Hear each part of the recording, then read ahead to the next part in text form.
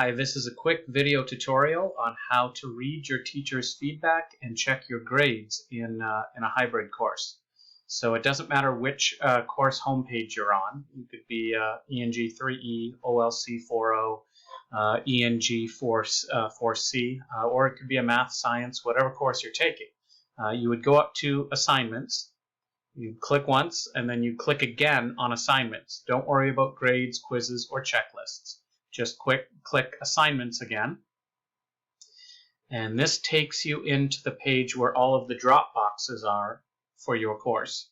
And so in this case, at this point in this ENG 3E course, I've opened up the online orientation assignment and 3 assignments in Unit 1. Now, presumably, if you'd completed these assignments, you would see a 1 under completion status. So a 1, 1, 1, 1.